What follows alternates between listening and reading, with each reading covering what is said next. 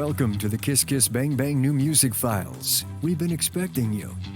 I'm your host, Uncle Agent 0013 Dead Air Dave, and in each episode we crack open the dossier on the latest release by an artist.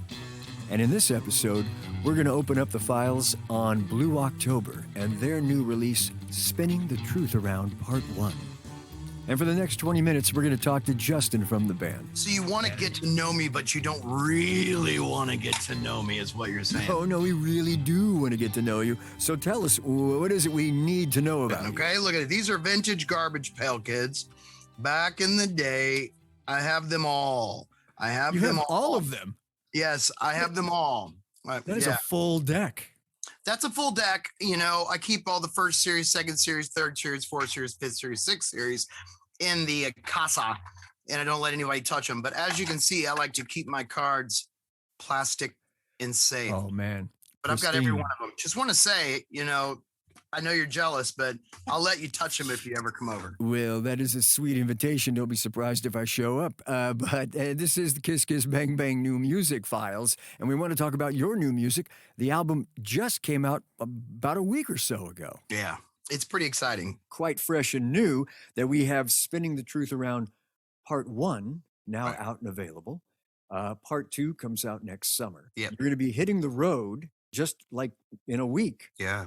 So you have tons of things going on musically, and we're going to get to those because that's always the theme of the podcast.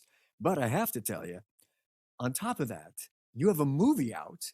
Oh God, no. We're not going to talk about Section 8? Oh yeah. I mean, I'm in a movie. Let's just say that I'm in a movie. I look good. I do good. I like to fight good in that movie. And that's all I can say about that movie. Well, I can say one more thing. Unless I'm seeing this incorrectly, you made the poster. That's your head right there next to the word 8 under Section 8. Yeah, that's my head. And I look really kind of cool in it because I get to shoot big guns, get to shoot people, and I get to beat people up. And I play a bad guy with an extremely bad attitude who's extremely sarcastic and loves killing people. So that sounds perfect. It was amazing because usually I'm just a big teddy bear, you know, but it's my first shot at film. Let's say that. All right. So there's going to be many more, but this was a great opportunity, and I jumped on it, and it was great to work alongside of people like Mickey Rourke and Dolph Lundgren and Dermot Mulroney. He was the best. Well, I'm glad you said that because your next film coming up, Lights Out, once again teams you up with Dermot Mulroney. He's like my boy. He yelled at me on set, and I'll never forget that. Yeah, you love him for it ever since. Because my dumbass was playing with those guns, those fake guns, and I was going pop, pop, pop, pop, pop, pop, pop. And he said, "What are you, stupid? You don't point a gun at anyone, even if it's a fake." And I went, "Okay." I'll never do that again. And I think my man parts went inside of me there for a second. And yeah, I could see that happening with Dermot Mulroney screaming at you. You know, and then afterwards he's like, "I'm sorry." And I go, No. I needed that. Thank you, sir. And ever since then, every time we have a scene together, he's like, "Dude, how about you take one of my lines?" And I'm like, "Okay, I'll take as many lines as you want to give me." Yeah. All right. So we're homies now. It's a good trade-off. Yeah. So you're coming up with Lights Out next year, again with Dermot Mulroney. Are you going to be shooting more guns in that film? Yeah. I'm basically a drug addict who gets beat up by Frank Grillo, who gets shot by Jamie King in the head mid-sentence. Oh, man. They're all picking on you. I love it. I'm like, I will only do, that's my thing, Dave. I will only do roles if I die mid-sentence or if I get to play a bad guy with an attitude so bad that he either must be on drugs or something is loose upstairs and must be on a high dose of lithium or something like that. It's right there in your contract. It says right there, boldly, this is the character you must play. This is it. Mid-sentence must. Well, I'll give you that one for free, Dave. That one was free. That was nice. Oh man, I'm going to save that for sure. But all of this is amazing. I mean, how did how did this happen? Did you just stumble into this suddenly one day, or is this very calculated? I was walking down Sunset Boulevard and I stumbled over an acting career. Lovely. I've been doing music for a long time, and I've been doing art and shooting a lot of videos with a lot of different directors and working with a lot of talented people that when just like you and I, like if you and I were to, after this interview, we connect. If I were to ever say, hey, is there a cool dude that does great interviews with cool surfboards behind him? I'll be like, oh gosh, Dave, I know Dave. Let me give him a call. You know, it's just like that. Like these directors that I work with, people ask around in Hollywood and they're looking for certain actors. But the fun thing is that I'm a singer first. So, you know, a lot of the actor and the acting community, they're like, oh, he's a singer, he's in a band, he thinks he can Jared Leto his way through life, you know, which is you know, kind of true. Hey, but you know, they give me a chance, and then I come prepared, and I work on it, and I do a good job, and next thing you know, I'm doing another one. So I'm just grateful to be a part of that scene and to have those connections, and to just be living humbly and in gratitude, and every opportunity that I get, accept it with respect and work hard at it. And, you know, it's that kind of great attitude that will certainly bring more of these opportunities to you. Right. See, you know, look at that. What is it? What is it, Dave? You can attract people with honey better than fleas on crap or something like that. I believe I believe that is the that is the term. Yeah, that is it. Again, with acting and your music, a lot of your music videos are rather cinematic, especially I think the video for Spinning the Truth Around. Oh yeah. There are locales there that look very familiar from films people might recognize. What's in the box? Exactly. What's in the box? Yes, that closing scene. No. I get the feeling at some point in that video you were wearing a snakeskin jacket that represents your personal individuality. Oh my gosh, you are good, Dave. You are good. I love that jacket. Little Nicolas Cage action, you know. Little Nicolas Cage wild at heart action. I'm not scared. I'm not sad. Yeah, no, I love that jacket. And the video is really great that way. It works like a film. Not that the song doesn't pull you in enough, but the song in the context of that video is so wildly engaging. So nice work there. That's very kind of you, man. I really enjoyed Zach Merck is quite the director. He's done 4 of our videos. I Hope You're Happy, which was stunning too. He did Into the Ocean, which was #1 on VH1 in 2007. Wow.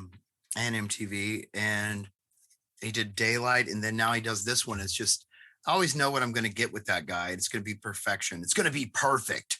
You're absolutely right. Perfection it was. Thank you, Dave. Oh, please. Let's get, and speaking of the album. Yeah. I mean, aside from the fact that I need to ask you why there's part 1 and part 2, but let's just go with part 1 since that's what we're dealing with right now. Where's this album coming from? From you and the band? How do they connect? It's basically when the music business was shut down, just like everybody was shut down for a while. I just said to my engineer and co-producer, to Eric, I said, hey, let's get together and let's write a song every day. And so we wrote like 80 ideas during COVID and just kept going, because I was like, this is where young bands that are signed are going to fall off. They're going to get dropped. Labels are going to get cut ties. And I own the label and we run our own independent label out of Texas here. So I said, why don't we just overdo it and write and work our asses off during this time, so that when the floodgates open again, we're off to the races and we're ahead of everybody. So that's what we did. And they're just powerful, eclectic, beautiful, romantic songs about relationships and the struggles that people go through. And I've always been a sad boy, Dave. I don't know if you can tell, but I've always been a sad boy. I've heard these stories. Yeah. And so I like romantic, sad music. And I lived on The Cure and the Smiths and Joy Division growing up, and Peter Gabriel. So we just started writing. And we have probably 4 albums worth, but we only want to put 2 albums out first, then tour for it for a while. Wow. Yeah. Nice to have that full body of work waiting. We like release. That full body, Dave. Yes, the full body. The full body of work. Yes, amazing. I mean, you know, thanks for the wink there. It's fantastic that you have this wealth of work in the wings, just waiting. I tend to put music in front of everything, including both of my ex-wives. And so it's like, it's my one love that I find comfort in and peace in. And it's amazing how much music just fills my heart and soul with just, I can't explain it. I really can't explain it. For you, maybe it's like catching the best wave of your life. And you never want it to end. You never want that to end. So once I'm done with one song, I have to start on another one. And then next thing you know, you've got thousands of songs or thousands of waves that you just never want to get off of. So music is the longest relationship you've been able to sustain. Yeah. And I'm the happiest I've ever been. That's perfect. Yeah, right? I mean, I love life. It's like, for real, it's like for you catching that long wave and just going on it, man. It's just like, wow, does it ever end? Doesn't have to. And you can make a job out of it. I know, right? That's the beauty. My goal is to surf and cash checks. I haven't quite got there yet, but I'm working on it. Dude, that's a great name for an album. Surf and cash checks. Cash checks and cash checks. Oh, there we go. That's part 2. They're going to cut me off. Now I'm canceled. Oh, shit. Oh, dude, it's over with. Just that quickly. Just that quickly. Well, speaking of the title track of Spinning the Truth Around, let's go ahead and listen to some of that right now. You can just imagine in your mind while you're listening to this, a scene where there could be a head in a box and someone wearing a snakeskin jacket. And we'll come back in moments because another element we always introduce here on the Kiss Kiss Bang Bang New Music Files is the role radio plays in working with an artist and lifting them up for everybody. But first, here's a taste of Spinning the Truth Around on the Kiss Kiss Bang Bang New Music Files. Driving home with the radio on, got a tune to the loneliest station I know, getting low. Where'd we go wrong? And don't just see, I feel the autumn wind chill with the top down, sinking in a row Bonneville, driving home. Yeah, where'd we go wrong? And can't you see? So I bend a little. How do we climb back up from here? Give a little. Can we get it all? Yeah, we've been through this before. I don't want change. We both want more. I'll give it a minute. Stay close by and wait till the truth comes up. I don't want change. We can't ignore. We've given it a minute. We'll just stand here spinning the truth around. There's a little taste for you of Spinning the Truth Around on the Kiss Kiss Bang Bang New Music Files. And so now we're bringing in the radio element of this game, and Andy Hawk is coming in from KKDO in Sacramento. Andy, thanks for joining us. Dave, it's awesome to be on with you and Justin. Great to see you. The thing is that the three of us have individual connectivity and history together. You and I, Andy, have worked in radio at various locations for years and years. I was a young kid in radio making terrible mistakes in my life, and somehow Dave did not fire me. So That's amazing. I was able to make those mistakes and then eventually grow up. So I owe grown Dave a up lot. you have. The beautiful thing is, Justin and I were noticing that as much as you've grown up, Andy, you're still wearing the hair you wore when you were 19. Absolutely. And you look better now, bro. You look better now. Well, I think that's very nice of you to say, Justin. Come on. But yeah, I mean, it is a fun story. Jacoby Shaddix of Papa Roach inspired me to redo the hair like in the younger rock and roll days. So Go back to the glory days. Yeah, I saw him, and we're about the same age, and I was like, dude, your hair is so cool. And we go to like the same hairstylist, I think. How come mine doesn't look like yours? He's like, you just got to go for it, bro. You're never too old, man. Just do it. He's such a nice guy, man. I asked my kids if they thought it would be cool. One of them said yes. One of them said no. That was all I needed. Doing it. Daddy's coming home looking bleached and ready to roll. Although actually the daughter, and this is, I'll try to do this real quickly. The daughter who told me no also reminded me as I was telling her about my day this morning as we're all getting ready, leaving the house. And I said, oh, I'm going to be on this podcast with Justin from Blue October. And she said, well, tell Justin I said hi. And I can't wait till he plays the show for us. And I said, well, what do you mean the show for us? And she goes, Dad, the last time when we met Justin from Blue October, he said he was going to play our graduation. And I don't think he would lie to me. Oh man. Because I remember that. Yeah, we got it. We got it. I doubt she's going to want me to play her grad. They'll be like, what's that 46-year-old dude doing there, man? Why are you playing a graduation, bro? Well, I mean, she's only 11 now, so she's got a few years to go. So in So I'll be 7 dead years, by the time. Yeah, I'll be dead. That's great. So Hawk, tell us how this whole game came into play with you in radio and Blue October. well, you know, I feel like I kind of met Blue October in 2018. Obviously, we all played the record 2006, 2008 with those early hits. But I really think I was working with a longtime friend of Justin's, Vince Richards, which he worked with, you know, as a Texas programmer forever. When the Happy record came out, you know, Vince was very much like, you know, a list of things to do. He's like, you got to hear the song. You got to hear the song. He's like, we're going to end up playing this. And I was like, really? We're going to end up playing it? Popped it in. I was like, okay, well, that is different than I expected it would be. And it's interesting because a lot of bands don't really have long careers on the radio because I don't think everyone necessarily evolves with what's going on in music. And if you really look at what happened in alternative radio between like 2009 and 2014, the radio really changed, right? Where alternative rock radio, a little bit of the rock, I would say, came out of it. And we really started, you know, the EDM happened. You had all the kind of acoustic folky, you know, maybe radio speak AAA bands kind of really getting a hold of alternative radio. And I guess, Justin, for you, like I was hearing what you're talking before about your influences from all those amazing 80s artists and Peter Gabriel.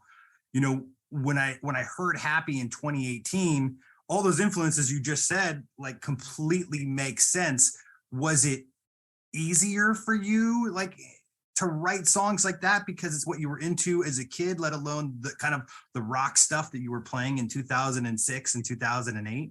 You know, what's crazy is when we were with Universal in 2006 and 2008, I found it harder because I wasn't very much of like, raw, but that's what was selling at the time. Sure. So all Absolutely. of my romantic art rock had to be transposed into drop D guitars and heavy drums and heavy singing to meet what was on the radio at that time, which was cool with me because, I mean, I got to hang out with Papa Roach, Korn, Limp Bizkit, and freaking Perfect Circle and and Stone Temple Pilots. Got to play shows with all those dudes, but it wasn't what was in my heart. I always loved rock, but I liked sadcore rock and more like an 80s Cure, Smiths, dark joy wave kind of thing, Joy Division kind of thing.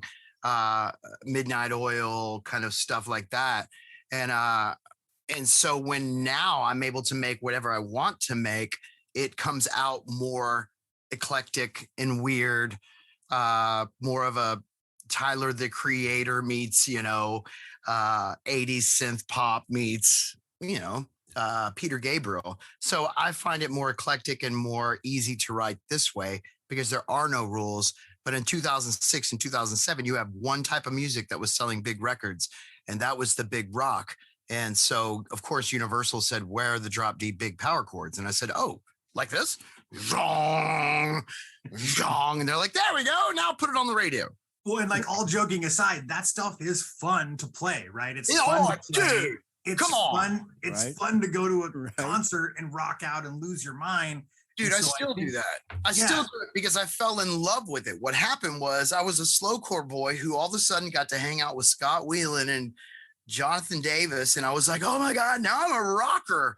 And so now I combine the two and I'm able to write them both. And I respect people like Jacoby and all those guys because they really taught me how to do it, because I was just this little synth pop new waver and they really took me under their wing and said, nah, man, that song freaking Hate Me, it got me, bro, you know, and we all connected on our songs, and I watched them do it, and I watched them move, and next thing you know, I was playing Summerfest and Rockfest with all these big rock bands, and I was like, I'm a rocker. So now I can do both sides. So now on all our albums, I have heavy rock songs, and then I've got whatever the radio needs me to sound like. I can do it because I love it.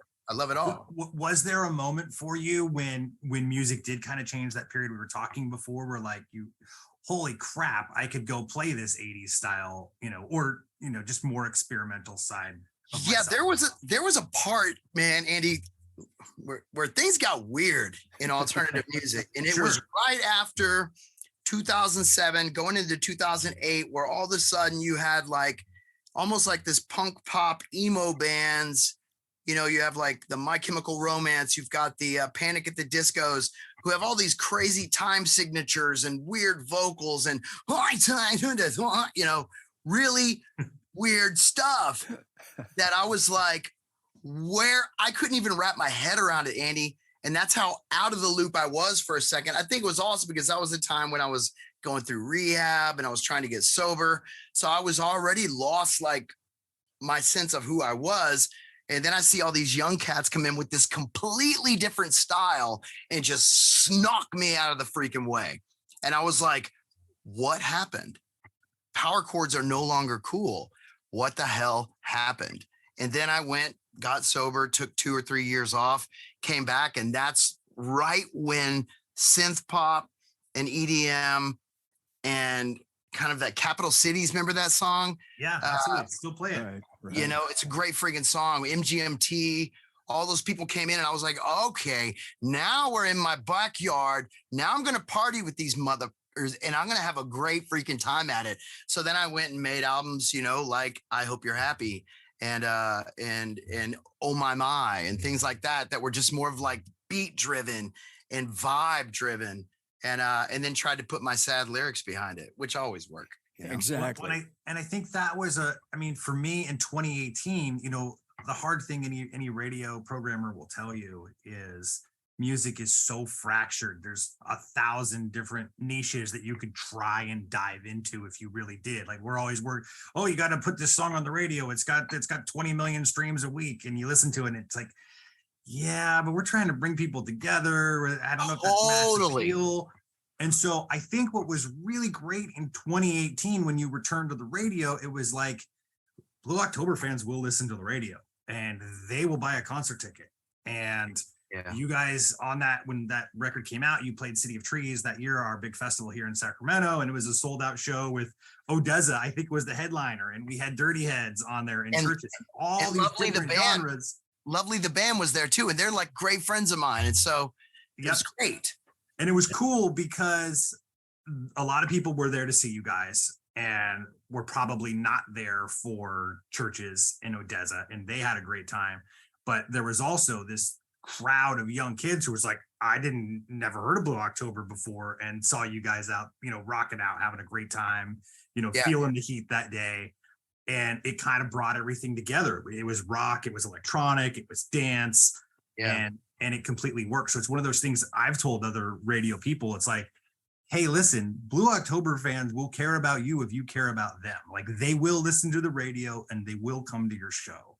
It's true. So don't be scared to be in the Blue October business. Yeah, it's more of a face-to-face kind of connection with our fans. You can look at stream numbers and you can see what's hot on other things. But I just love the fact that I love being face to face with fans. I love doing fan on. That sounds so weird. Fan on fan. No, I just love doing promotions. I love doing things where I get to connect with these people and say thank you so much for supporting the station, for supporting our music, and it's just a great connection that we have, and it's pretty freaking cool. I don't think in 2010, I didn't know what was going on with rock and roll, bro. I was like, I don't even know how to wrap my mind around this Panic at the Disco stuff. How can that guy sing so high? Why is he so cool? Damn him. Well, I was going to say, and now I'm excited to see you on the big screen. Like, I cannot wait to see you as a bad guy. Right? Those Panic at the Disco guys are not doing that. Yeah, you wait. I'm just going to get shot mid-set. Perfect. It's in the contract. Hey, I'm going to play a clip of another song here off the album, and it's called Where Did You Go? I'm Less of a Mess These Days. And Great. After we listen to a taste of that, we're going to come back and talk about that video. Okay. All right.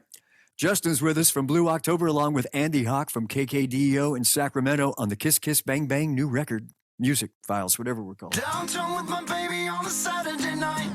Push start the car, but the feeling was right. Yeah. You live next to the club down on Montrose Street. We can listen to the Pixies from your bedroom suite. Yeah. We break in the museum in the middle of the night. Run from the security and out of the light. I miss those old days with my beautiful friend. I'm wondering where you are and how the hell have you been? Downtown with my baby on a Saturday night. Push start the car and the feeling was right. Yeah.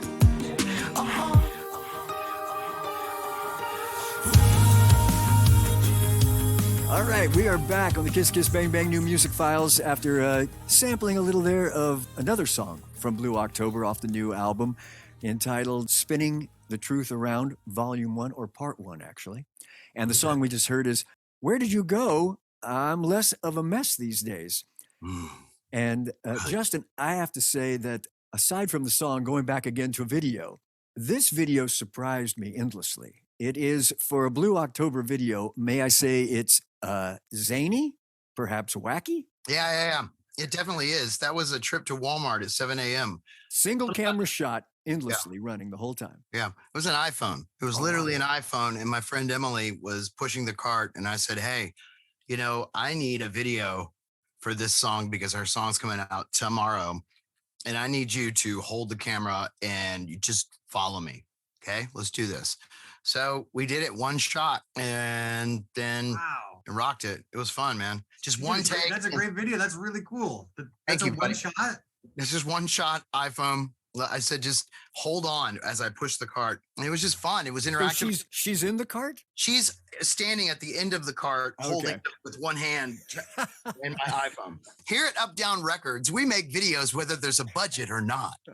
How about that? Bravo. Yes, good slugline. We work with the budget. Man, you guys are hitting the road in like 5 or 6 days. You're taking off. Yeah. It's going to be extensive. You're doing like, 30 some stops. Yeah, So we're basically, where do we we went hit? on the road with the Goo Goo Dolls and we're going to steal all of their crowds. So we're going back to the places we play with them and capitalizing on it as much as we possibly can before people forget about us. Fantastic strategy. Good work again. Always Thank thinking. you. Always thinking. Always thinking. Oh, man, I hate to say it, but we're out of time because this has been such a great time. Again, Justin from Blue October, thanks so much for joining us today and giving us the inside scoop, the bird's eye lowdown on the caper of what's going on musically with you guys, as well as making movies. Thank you. Andy, always great to see you, buddy, up there in Hottie. beautiful Sacramento. Thanks, guys. Looking You look super great. hot with your hair. Oh, man. So hot. I just want to hold you, bro. Big spoon. I call Big Spoon. Damn it. I'm never going to get to ride with you because you'll always call shotgun before I even get a chance to. All right, that's going to do it for us. Thanks again, you guys, for joining us on the Kiss Kiss Bang Bang New Music Files. Love you guys. Yeah. Thanks, Andy. I'll see you soon, baby. I'm your host, Dead Air Dave, and I'll catch you next time with more inside info about new music being made on the Kiss Kiss Bang Bang New Music Files, powered by Osiris Media. Our theme song is written and performed by Los Angeles band Love Ghost. Like Yeah. I was saying, I like to take my clothes off for a certain amount of money. Sure. Anyway. I mean, whatever makes a buck these days. It's a tough biz.